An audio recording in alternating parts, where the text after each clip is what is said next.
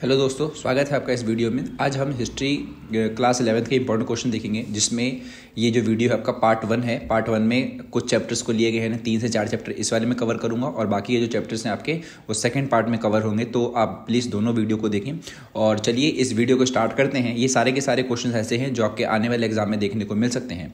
और पहला क्वेश्चन आपका कि why was Mesopotamia important for the Europeans. तो जो भी आप क्वेश्चन पढ़ते हैं ये वाला कि जो मेसोपोटामिया नामक जगह थी वो यूरोपियंस के लिए बहुत ज़्यादा इंपॉर्टेंट क्यों थी। तो जो यूरोपियंस हैं उनकी जो सेक्रेड किताब है बाइबल, उस किताब में जो पहला चैप्टर आपका ओल्ड टेस्टामेंट बेसिकली वो पहला पार्ट है, उस पहला पार्ट में ही क्या था, मेसोपोटामिया का जिक्र था। और इसीलिए जो मेसोपोटामिया नामक जगह है वो यूरोपियंस के लिए बहुत ज़्यादा इंपॉर्टेंट बताई जाती है।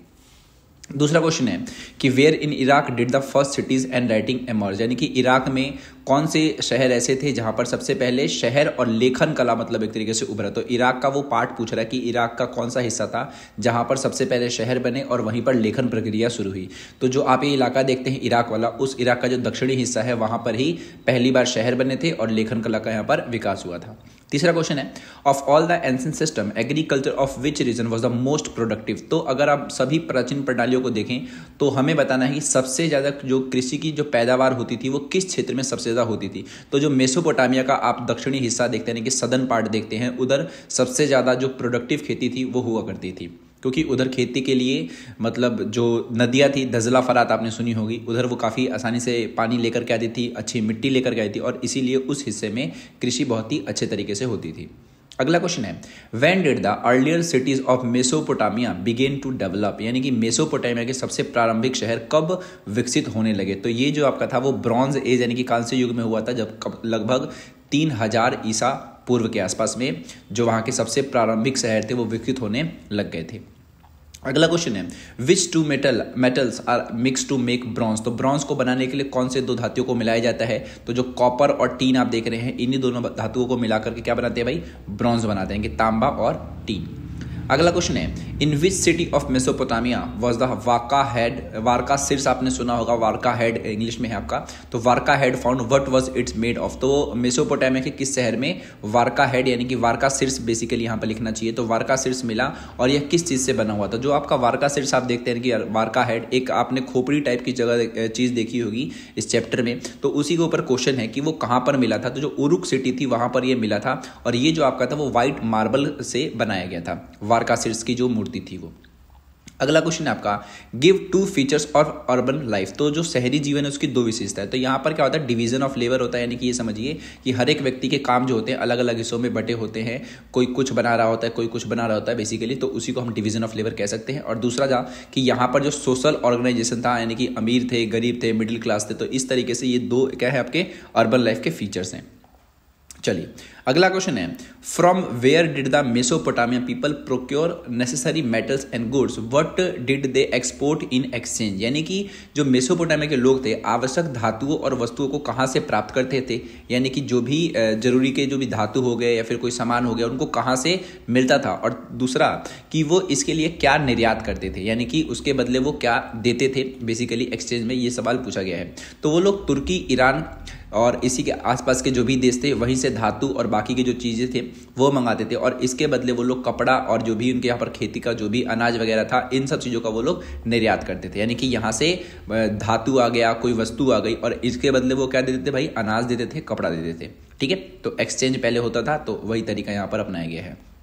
अगला क्वेश्चन है what is meant by writing और स्क्रिप्ट, यानी कि लेखन या लिपि से क्या अभिप्राय है। तो लेखन या लिपि का अर्थ होता है कि जो भी आप ध्वनि बोलते हैं उसको आप दृश्य संकेतों के माध्यम से प्रस्तुत करें। बेसिकली हम जो बोलते हैं अगर उसको हम लिखने की प्रक्रिया में ले आते हैं तो उसी को हम क्या बोलते हैं, स्क्रिप्ट बोलते हैं। जैसे कि मान लीजिए अब मैंने ये लाइन जो बोली, जैसे कि लेखन या लिपि का अर्थ, अब इसको मैंने लिख भी दिया, तो ये जिस तरीके से लिखा है, जिस भी शैली में लिखा हुआ है, इसी को मैं क्या बोलूंगा, इसी को स्क्रिप्ट बोलूंगा। यानी कि राइटिंग और script represent spoken sound through visible science. तो जो भी हमें दिख रहे हैं, जो भी हमने बोला, बेसिकली जो हमने बोला उसको हमने लिख करके दिखा दिया, उसी को हम क्या बोल सकते हैं, स्क्रिप्ट बोल सकते हैं। चलिए अगला क्वेश्चन आपका, what did Mesopotamians use as paper for writing, यानी कि मेसोपोटामिया के लोग लिखने के लिए कागज के रूप में किस चीज़ का उपयोग करते थे। तो पहले के टाइम पर कागज तो था नहीं, बहुत पुरानी बात है क्योंकि, तो वो लोग क्या करते थे कि जो क्ले होता है उस क्ले की ही टैबलेट बनाते थे और उसी पर जो नुकीला लकड़ी होता था उसकी सहायता से वो लोग लिखते थे। लेकिन Mesopotamia use clay tablet as paper, तो पेपर था नहीं उन पर, तो वो क्ले जो मिट्टी होती उसी मिट्टी पर लिखा करते थे। अगला है आपका, what was the script of Mesopotamian people, तो मेसोपोटामिया के लोगों की लिपि कौन सी थी। तो भाई क्यूनिफॉर्म जो थी उनकी लिपि थी। क्यूनिफॉर्म इसका नाम इसलिए था क्योंकि ये काफ़ी नुकीले शब्द यहाँ पर लिखा करते थे और इसीलिए इनकी लिपि का नाम भी क्या हुआ, कीलाकार लिपि या फिर आप क्यूनिफॉर्म लिपि कह सकते हैं। 12वां क्वेश्चन है कि how was the word cuneiform derive, तो कीलाकार शब्द जो आपका है वो कहाँ से आया। तो इसमें दो लैटिन शब्द थे, एक तो आपका था क्यूनियस और एक था आपका फॉर्मा। ठीक है, तो क्यूनियस जो वर्ड होता है उसका मतलब होता है वेज और फॉर्मा का मतलब होता है शेप, और इन्हीं दोनों की सहायता से क्या बना भाई, कीलाकार शब्द बनाने की क्यूनिफॉर्म बना। अगला क्वेश्चन है आपका, name the earliest non language of Mesopotamia, तो मेसोपोटामिया की सबसे प्राचीन ज्ञात भाषा का हमें नाम बताना। तो सबसे ज्ञात भाषा जो यहाँ पर सबसे पुरानी भाषा थी वो हमारी सुमेरियन थी। बाद में इन भाषाओं की जगह किसी दूसरी भाषाओं ने ले ली, लेकिन सबसे पहले यहाँ पर कौन सी भाषा बोलते, सुमेरियन भाषा बोलते थे। अगला question, which language replace Sumerian after 2400 BCE, तो सुमेरियन भाषा सबसे पहले थी। इस सुमेरियन भाषा की जगह पे कौन सी भाषा आ गई भाई, अक्कादियन भाषा यहाँ पर आ गई। तो सबसे पहले Sumerian and then Akkadian. Okay, चलिए अगला क्वेश्चन है, why were very few Mesopotamians able to read and write, तो वहाँ पर जो मेसोपोटामिया के लोग थे बहुत कम ही लोग पढ़ लिख कर पाते थे, है ना, यानी कि सभी जो लोग थे वहाँ पर साक्षर नहीं थे। उसका रीज़न पूछ रहा है ये, तो उसका रीज़न बस यही था कि यहाँ पर जो लिपि बनाई गई थी उसके अंदर बहुत सारे साइंस थे। जैसे कि मान लीजिए ABCD कितना है, 26 ही है, बट वहाँ पर हजारों की संख्या में ऐसे साइंस बने हुए थे और काफ़ी ही ज़्यादा वो जो साइन थे वो काफ़ी कॉम्प्लेक्स तरीके से बनाए गए थे, यानी कि ईजी टू अंडरस्टैंड नहीं थे। और इन्हीं दोनों कारणों की वजह से कि वहाँ के जो लोग थे वो पढ़ लिख नहीं पाते थे, मतलब ज़्यादा पढ़े लिखे लोग नहीं थे, बहुत कम ही लोग वहाँ पर पढ़े लिखे थे। अगला, with which person is the first event of Sumerian trade associate, यानी कि सुमेरियन व्यापार की पहली घटना किस व्यक्ति से जुड़ी है। तो सबसे पहली जो घटना थी वो एन मरकर जो वहाँ के राजा थे, बेसिकली शासक था उरुक नगर का, इन्हीं से स्टार्ट हुआ था भाई क्या, व्यापार। अगला क्वेश्चन है, विच 3 types of city develop in southern Mesopotamia, यानी कि दक्षिणी मेसोपोटामिया में कौन से 3 प्रकार के शहर विकसित हुए थे। तो यहाँ पर 3 प्रकार के शहर जो थे, एक तो शहर बने मंदिरों के आसपास में, बेसिकली आज के टाइम पर भी मंदिरों के आसपास बहुत बड़े बड़े शहर होते हैं, वैसे ही जहाँ पर व्यापार होता है वहाँ पर शहर यानी कि लोग रहते हैं। और तीसरा आपका है इंपीरियल सिटी, यानी कि साम्राज्यिक, यानी कि राजा जहाँ पर रहता है उसके आसपास जो लोग रहते हैं वहाँ पर भी क्या बन जाता है, शहर बन जाता है। तो ये 3 शहर थे जो दक्षिणी यानी कि सदर्न मेसोपोटामिया में विकसित हुए थे। अगला क्वेश्चन है, नेम 2 गॉड्स या फिर गॉडेस ऑफ मेसोपोटामिया, तो 2 देवी देवताओं के नाम बताना है। तो द मून गॉड ऑफ उर, ठीक है, उर का चंद्र देवता, और इन्नाना है प्रेम और युद्ध की देवी। वैसे उर को ही चंद्र देवता कहते हैं और इन्नाना जो आपका है वो प्रेम और युद्ध की देवी है, यानी कि goddess of love and war. What was the role of temples in Mesopotamia city, तो मेसोपोटामिया शहरों में मंदिरों की क्या भूमिका है। तो जो भी मंदिर थे वो नॉर्मल सी बात है, धार्मिक केंद्र थे और आर्थिक केंद्र भी थे, क्योंकि यहाँ पर बहुत सारे लोगों को काम भी मिलता था, ठीक है, और वे भूमि के मालिक थे, अनाज संग्रहित करते थे और व्यापार को नियंत्रित करते थे। तो आप खुद सोचिए कि जो टेम्पल्स थे, इन टेम्पल्स के पास बहुत सारे काम हैं, क्योंकि वो ज़मीनों के भी मालिक हैं, इनके पास बहुत सारा जो क्या कहते हैं अनाज है वो इकट्ठा ये लोग कर रहे हैं, साथ में जो भी ट्रेड वगैरह हो रहा है उसका जो कंट्रोल था वो भी मंदिरों पर ही रहता था। अगला क्वेश्चन है, name 2 Mesopotamian cities famous for their prosperity, तो उनकी समृद्धि के हिसाब से हमें बताना है कि उनकी जो काफ़ी एक तरीके से फेमस हुए, बहुत पैसा आया, कौन से 2 शहर थे। तो उर और उरुक के जो 2 शहर आप देखते हैं वो काफ़ी ज़्यादा जो थे वो समृद्ध थे, यानी कि प्रोस्पेरिटी के हिसाब से 2 सिटी बतानी थी हमें मेसोपोटामियन, वो यही थी उर और उरुक।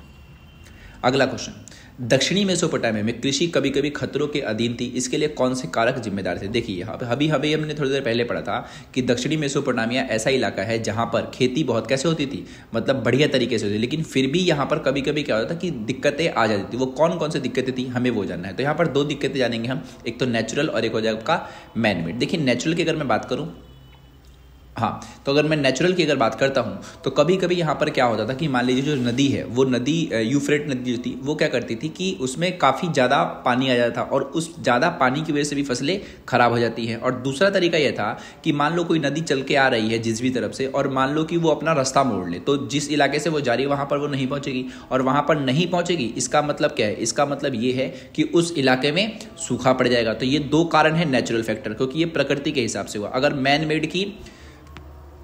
मेड फैक्टर की अगर हम बात करें तो मैन मेड फैक्टर क्या है कि जो ऊपरी इलाके में लोग रहते थे वो पानी को किसी भी दिशा में मोड़ देते थे, जिससे निचले गांव के लोगों को पानी नहीं मिलता था। ठीक है, और दूसरा क्या था कि ऊपरी क्षेत्र में लोग अपने हिस्से की गाद को साफ नहीं करते थे, तो पानी का प्रवाह जो था अवरुद्ध हो जाता था और निचले गांवों तक पानी नहीं आ पाता था। गाद का मतलब होता है जो भी उसमें कूड़ा करकट जो जमा हो रहा है बेसिकली, अगर उसको आप नहीं हटाओगे तो नॉर्मल सी बात है ना, पानी वहीं पर इकट्ठा हो जाएगा। तो ये दो तरीके हैं आपको, एक आपको नेचुरल फैक्टर बताना है और एक आपको मैन मेड फैक्टर बताना है, जिसके जरिए क्या था वहाँ पर पानी जो एग्रीकल्चर था उसमें दिक्कतें आ जाती थी।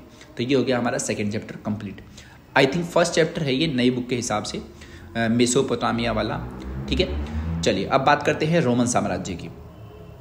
What formed the boundaries of the Roman Empire to the north as well as the south, यानी कि रोमन साम्राज्य की उत्तरी और दक्षिणी सीमाएं किसने बनाई। तो जो आप ये क्वेश्चन पढ़ रहे हैं, जो अगर आप रोमन साम्राज्य को देखेंगे, उस रोमन साम्राज्य में अगर आप उत्तर वाला हिस्सा देखते हैं, उत्तर वाला हिस्सा कौन सा पड़ेगा भाई, जो आपका यूरोप वाला हिस्सा है, और जो दक्षिण वाला हिस्सा देखते हैं वो कौन सा पड़ेगा, आपका जो अफ्रीका की तरफ वाला हिस्सा है, क्योंकि रोमन एम्पायर बहुत बड़े हिस्से में फैला हुआ था। तो क्वेश्चन है कि ये किसने बनाया। तो रोमन साम्राज्य की जो सीमाएं थी वो महाद्वीपों की भौगोलिक वितव द्वारा बनाई गई थी, यानी कि अपने आप बेसिकली ही बनी हुई थी ये। ठीक है, जो भी वहाँ पर क्या थे, जो कॉन्टिनेंट्स थे उन्होंने ही बनाई थी। और उत्तर में कौन सी नदी थी भाई, राइन नदी थी, और डेन्यूब, दो नदियाँ यहाँ पर दिखाई जा रही है। और इसकी वजह से कहता है कि पूरा का पूरा मतलब हमें ये बताना था कि जो आपका रोमन साम्राज्य है उसके उत्तर में और दक्षिण में क्या है। ठीक है, तो रोमन साम्राज्य की सीमाएं महाद्वीपों की भौगोलिक विविधता द्वारा बनाई गई थी, उत्तर में राइन और डेन्यूब नदियों द्वारा और दक्षिण में सहारा नामक विशाल रेगिस्तान द्वारा। तो अगर आप मैप को देखेंगे ना रोमन एम्पायर के, तो ऊपर वाला जो इलाका आप देखेंगे जो यूरोप की तरफ इशारा करेगा, वहाँ पर दो नदियाँ थी, राइन और डेन्यूब, और नीचे की तरफ देखेंगे जो कि मैंने भी थोड़ी देर पहले बताया आपको कि अफ्रीका वाला इलाका है। तो अफ्रीका में वहाँ पर कौन सा रेगिस्तान पड़ता है, सहारा रेगिस्तान पड़ता है। तो उत्तर वाला और दक्षिण वाला, तो उत्तर में आप बताएंगे राइन और डेन्यूब नदियाँ थी, और दक्षिण में आप बताएंगे सहारा नामक रेगिस्तान था। ठीक है, तो ये उसकी दो सीमाएं हो गई। चलिए अगला question, which two languages were used in the administration of the Roman empire, कि रोमन साम्राज्य के प्रशासन में किन दो भाषाओं का उपयोग किया गया था। तो यहाँ पर दो भाषाएं थी, एक तो लैटिन थी और एक हमारी ग्रीक भाषा थी। चलिए अगला question, why was Roman ruler Augustus considered the leading citizen, यानी कि रोमन साम्राज्य में या फिर रोमन शासक जो ऑगस्टस था उसको प्रमुख नागरिक क्यों माना गया था। तो इसको इसलिए माना गया था क्योंकि वो नॉर्मल सी बात है, सम्राट है। कौन है, सम्राट, यानी कि रोमन शासक ऑगस्टस को प्रमुख नागरिक केवल ये दिखाने के लिए माना जाता क्योंकि वह पूर्ण शासक नहीं था और वह सीनेट के प्रति सम्मान के कारण किया गया था। अब एक और बात क्या है कि अब देखिए जो सम्राट होते हैं वो उनके अंदर बहुत ज़्यादा अभिमान होता है, बट जो ऑगस्टस था वो ऐसा नहीं था, वो अपने आप को ऐसा दिखाता नहीं था कि मैं भाई सम्राट हूँ। और यही एक ऐसा बंदा था जो रोमन साम्राज्य में जिसने एक तरीके से समझे जिसका जो कार्यकाल है वो काफ़ी शांति के लिए जाना जाता है। ठीक है, तो इसीलिए इसको प्रमुख नागरिक के रूप में दिखाया जाता है। ठीक है, क्योंकि ये शासक के रूप में रूल नहीं करता था, तो वो शासक ही, सम्राट तो वो था ही, बट वो ऐसा दिखाता नहीं था कि हाँ भाई मेरे पास बहुत सारी पावर है और मैं जो चाहूँगा वो करूँगा, तो ऐसा वो नहीं करता था। कौन, ऑगस्टस। अगला question, which empire's army was conscripted army, यानी कि किस साम्राज्य की सेना एक भर्ती की गई सेना थी, कि मतलब जबरदस्ती भर्ती की गई सेना, एक तरीके से आप कह सकते हैं कंस्क्रिप्टेड आर्मी कहा जाता है। तो जो फारसी साम्राज्य की सेना थी, कि जो पर्शियन एम्पायर आप देखते हैं उस पर्शियन एम्पायर में ही कंस्क्रिप्टेड आर्मी थी, और बेसिकली इनको जबरदस्ती रिक्रूट किया जाता था और इनको बोला जाता था, यानी कि उस राज्य में रहने वालों को कि भाई मिलिट्री सर्विस जो आपका वो कंपलसरी है, जो भी आपके अडल्ट मेल हैं उस देश के। तो ऐसा अभी भी बहुत सारे देशों में होता है, जैसे कि आपने साउथ कोरिया सुना होगा, उस साउथ कोरिया में भी आपको 2 साल के लिए सेना की सेवा करनी पड़ती है। इजराइल में हर एक परिवार से एक व्यक्ति है एक तरीके से सेना में। तो इस तरीके से ये पहले का ही सिस्टम था जिसको कंस्क्रिप्टेड आर्मी कहा जाता है। अगला क्वेश्चन आपका, state any 2 features of the Roman army, यानी कि रोमन सेना की कोई 2 विशेषताएं हमें बतानी है। तो पहली बात क्या थी कि जो रोमन साम्राज्य है इसकी जो सेना थी इनको सैलरी दी जाती थी, तो ये हो गया इसका पहला फीचर। दूसरा क्या था कि इनको कम से कम 25 साल तक सैनिक सेवा करनी पड़ती थी। 2 इसकी विशेषता यही है।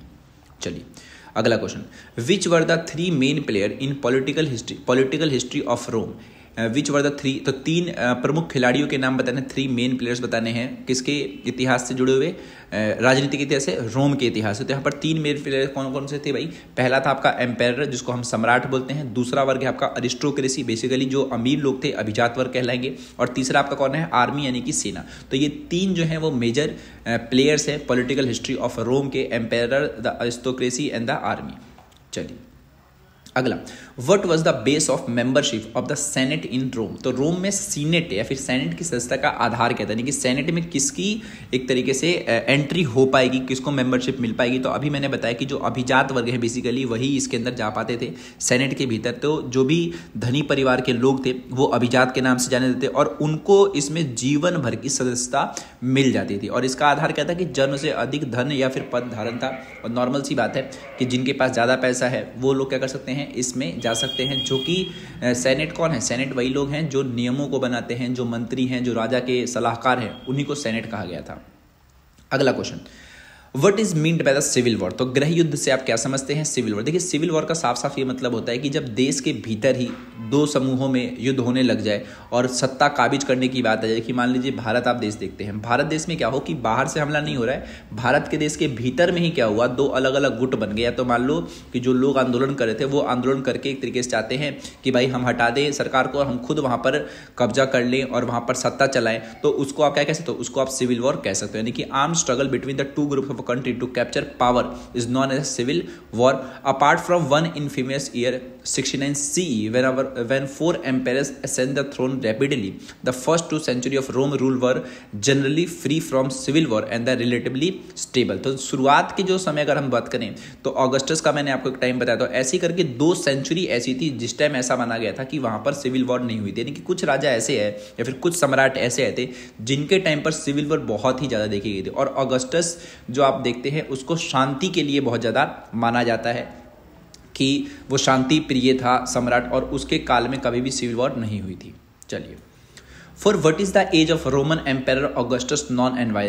ये क्वेश्चन आपका आ ही गया है ना। तो क्वेश्चन है आपका कि जो ऑगस्टस था, ऑगस्टस का जो एज है एक तरीके से वो शांति के लिए माना जाता है, और ऐसा इसलिए था क्योंकि उसके टाइम पर सभी के सभी जो सैनिक थे वो खुश तरीके से रहते थे और उन्होंने कभी भी वहां पर विद्रोह नहीं किया। ठीक है, तो आप इसमें क्या बताएंगे? The Augustus is known for peace, this peace follow decades of internal conflict and centuries of military conquest. Okay, यानी कि ऑगस्टस युग क्या था? शांति के लिए जाना गया, और ऐसा इसलिए था क्योंकि वह शांति, आंतरिक संघर्ष के दशकों और सैन्य विजयों की शताब्दियों के बाद आई थी।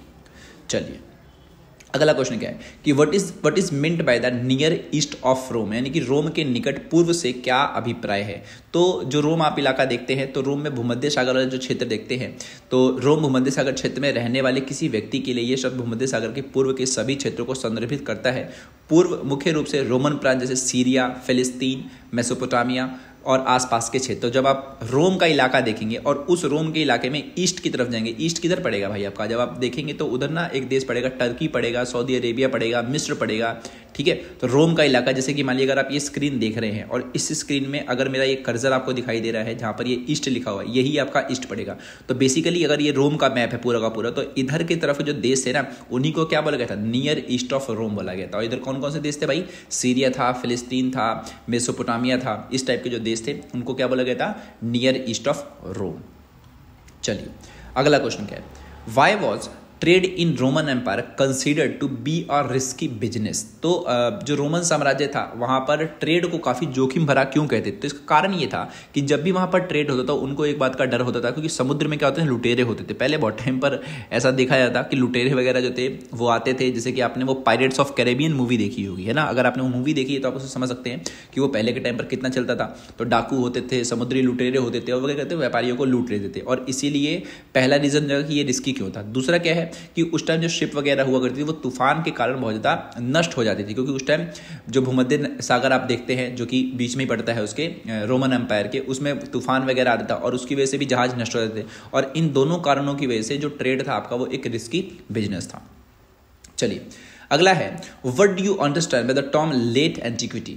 तो लेट एंटिक्विटी जो शब्द है आपका उससे क्या समझते हैं। तो भूमध्य सागर और यूरोपीय इतिहास में 3री से 7वीं शताब्दी तक की जो अवधि है उसको लेट एंटिक्विटी कहा जाता है, यानी कि from the 3rd century to the 7th century, यानी कि 3री से 7वीं शताब्दी तक का जो समय आप देखते हैं यूरोपियन इतिहास का, उसी को ही लेट एंटिक्विटी कहा जाता है।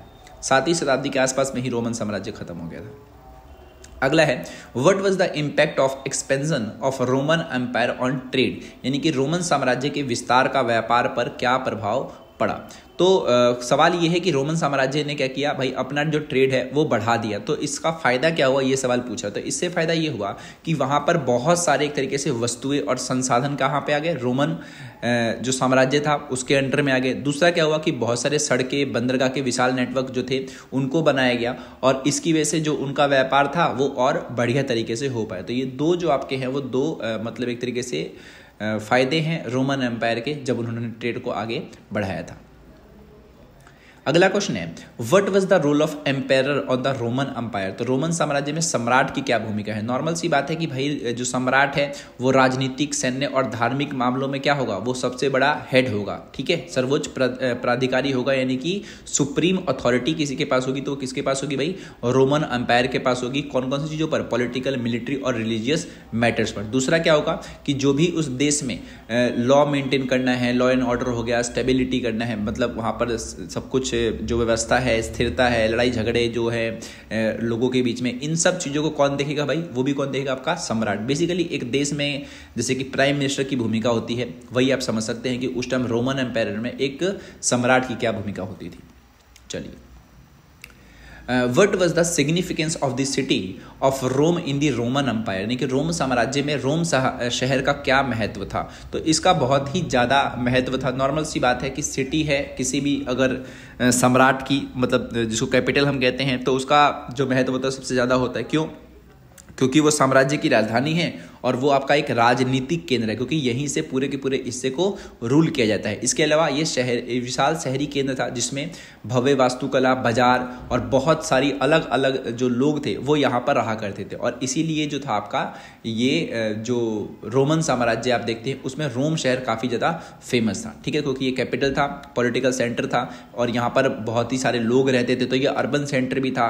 यहाँ पर अलग अलग टाइप के मतलब मार्केट्स बनाए गए थे, आर्किटेक्चर का बहुत ही बेहतरीन नमूना देखा गया था। तो हर एक देश में क्या होता है कि जो कैपिटल सिटी होती है ना, उसमें ये दोनों फीचर पाए जाते हैं। तो वैसे ही आपसे पूछा गया कि रोमन साम्राज्य में रोम की भूमिका हमें बतानी है। ओके, चलिए अगला क्वेश्चन आपका कि what was the role of slaves in the Roman economy. तो जो दास थे उनका रोमन इकोनॉमी में क्या महत्व, क्या भूमिका थी। तो इसकी जो भूमिका थी, पहला ये था कि जो उस टाइम जो दास हुआ करते, जो स्लेव काम हुआ करते थे, वो कहाँ पर काम करते थे, एग्रीकल्चर, माइंस और हाउस होल्ड से जुड़ी हुई चीज़ों में काम करते थे। इसके अलावा इनको ग्लैडिएटर्स, टीचर और क्राफ्टमैन जो है इसके रूप में भी उपयोग किया जाता है, यानी कि ग्लैडिएटर, शिक्षक और कारीगर के रूप में भी इनका उपयोग किया जाता था। और दूसरा क्या बताया मैंने, कृषि हो गया, खदानें वगैरह हो गई, घरों के जो काम हो गए। तो आप समझ सकते हैं कि यहाँ पर जो दास हैं उन दासों को बहुत सारी चीज़ों में काम में लिया था और बेसिकली दासों को उस टाइम बेचा भी जाता था। और दासों की वजह से तो ये समझिए कि वहाँ पर मतलब इनकी जनसंख्या बहुत ही ज़्यादा हुआ करती थी, मतलब 70-80 लाख के आसपास में वहाँ पर दास हुआ करते थे। तो नॉर्मल सी बात है, दासों की संख्या को बढ़ाया भी जाता था वहाँ पर कि दास भाई हमारे पास कम नहीं होने चाहिए, ठीक है। तो ये जो थे दास, वो रोमन इकोनॉमी में काफ़ी ज़्यादा एक तरीके से रोल अदा करते थे, क्योंकि उनकी वजह से जो इकोनॉमी थी वो काफ़ी ज़्यादा बढ़ती थी, क्योंकि वो काम इतने सारे करते थे। अगला है what were the main cause of the decline of the Roman empire. तो रोमन साम्राज्य के पतन के मुख्य कारण क्या थे, ये सवाल पूछा गया है। तो रोमन साम्राज्य के मुख्य कारण क्या था कि यहाँ पर काफ़ी ज़्यादा इकोनॉमिक क्राइसिस आ गया था, बहुत सारे राज्यों पर बहुत सारा टैक्स लगाया जा रहा था, जिसकी वजह से उन लोगों ने अलग होना चाहा, ठीक है। इसके अलावा पॉलिटिकल इंस्टेबिलिटी आ गए थे, जो भी वहाँ पर सम्राट थे वो बार बार वहाँ पर चेंज हो रहे थे, कई सम्राटों को मार दिया जा रहा था। आपने एक इसमें ससानी वंश का था एक बंदा आया था रोमन सम्राट में, जिसने यहाँ पर बहुत बड़े स्तर पर हमला किया था। और बर्बर आक्रमण जो यहाँ पर बताया गया है वो वही है, barbarian invasion and the military weakness. और यहाँ की जो मिलिट्री थी वही वीक हुई। तो 7वीं शताब्दी के आसपास में आते आते क्या हुआ था कि रोम साम्राज्य पे ना बहुत अलग अलग हिस्सों से हमले हुए थे। और उस टाइम वहाँ पर बढ़िया राजा भी नहीं हुआ करते, जैसे कि कॉन्स्टेंटाइन कितना बढ़िया राजा था, ऑगस्टस कितना बढ़िया राजा था। इन लोगों ने अपने रोमन एम्पायर को संभाल करके रखा। लेकिन 7वीं शताब्दी में वहाँ पर पैसे की दिक्कत आने लग गई, जो राज्य थे वो अलग होना चाहते थे, क्योंकि भाई उनको ऊपर बहुत सारा टैक्स लगाया जा रहा था, बार बार सम्राट चेंज हो रहे थे, और साथ में ही जो बड़ी बड़ी पावर्स थी वो मिल करके रोमन साम्राज्य पर हमला कर रही थी, और इसीलिए क्या हुआ कि रोमन साम्राज्य का पतन हो गया। ठीक है, जो कि रोमन साम्राज्य बहुत ही मतलब एक तरीके से पावरफुल साम्राज्य था अपने टाइम पर। चलिए अगला क्वेश्चन आपका कि what was the significance of road in the Roman empire. तो रोमन साम्राज्य में सड़कों का क्या महत्व था। तो नॉर्मल सी बात है कि रोड्स किसी भी साम्राज्य में बहुत ही ज़्यादा काम के होते हैं। इससे क्या होता है भाई कि आप कहीं से भी कहीं जा सकते हैं, व्यापार कर सकते हैं, अपनी आर्मी को कहीं पर भी पहुंचा सकते हैं। ये दोनों ही कारण लिख दिए वैसे कि उन्होंने सेना की तेज गति से आवाजाही को संभव बनाया, और दूसरा क्या है कि साम्राज्य में व्यापार और संचार को बढ़ावा दिया। तो रोड क्या ही काम करते हैं आप सभी को पता ही होगा, तो आप ये नॉर्मल सा है बना करके इसको लिख सकते हैं। चलिए अगला क्वेश्चन है कि what was the impact of Christianity on the Roman empire. तो रोमन साम्राज्य पर ईसाई धर्म का क्या प्रभाव पड़ा। तो रोमन साम्राज्य का ईसाई धर्म पर यह प्रभाव पड़ा कि सबसे पहले इन्होंने क्या किया कि जो भी स्टार्टिंग वाले यहाँ पर पता है बहुत सारे भगवान हुआ करते थे, जुपिटर, मिनर्वा, मार्स, ये जो मैंने नाम बोले यहाँ के भगवानों के ही नाम थे। तो इन लोगों ने इन सब भगवानों को हटा दिया बेसिकली, और वहाँ पर क्या किया ईसाई धर्म को लेकर गए। और जो कॉन्स्टेंटाइन आप देखते हैं, कॉन्स्टेंटाइन जो सम्राट जब बना था उसने क्या किया 4वीं शताब्दी के आसपास में कि यहाँ का पूरे के पूरे रोमन साम्राज्य का ही राजधर्म एक तरीके से ऑफिशियल रिलीजन ही जो था आपका वो क्या किया क्रिश्चियनिटी को बना दिया था। तो ये दो चीजें थी जो उसके प्रभाव में देखी जाती हैं। अगला क्वेश्चन आपका कि what was the role of senate in the Roman republic. यानी कि रोमन साम्राज्य में सीनेट की क्या भूमिका थी। वही जो अमीर लोग थे उनकी क्या भूमिका थी। तो इनका काम था भाई जो भी फाइनेंशियल चीजें हैं उसको कंट्रोल करेंगे। रोमन साम्राज्य का दूसरे देशों से संबंध किसको बनाना है, बेसिकली उसको फॉरेन पॉलिसी कहते हैं, वो भी इनके कंट्रोल में था। जो भी सेना से जुड़े हुए मैटर्स थे वो भी यही देखते थे। और एक और बात, ये लोग काफी ज्यादा डरते थे। जो सीनेट के लोग थे ना वो मिलिट्री से बहुत ज्यादा डरते थे, क्योंकि मैंने बताया ना कि मिलिट्री कभी कभी गृह युद्ध कर देती थी, तो ये काफी बर्बर हो जाते थे, वो लोगों को मार देते थे। और इसीलिए जो सेनेट लोग थे वो मिलिट्री से बहुत ज़्यादा डरते भी थे। इसके अलावा इनका काम ये भी था कि जो भी कौंसल थे उनको ये सलाह देते थे। शासन जो देश में जो चल रहा है, एक तरीके से गवर्नेंस जो चल रही है, उसके अंदर बहुत ही मेजर रोल ये प्ले करते थे। कौन? सेनेट के जो लोग थे, अभिजात वर्ग जिनको कहा जाता है। ठीक है।